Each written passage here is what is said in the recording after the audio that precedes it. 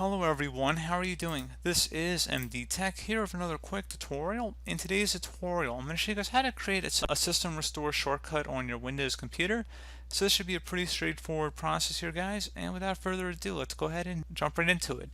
So we're going to right click in a blank area of our desktop and then select New Shortcut.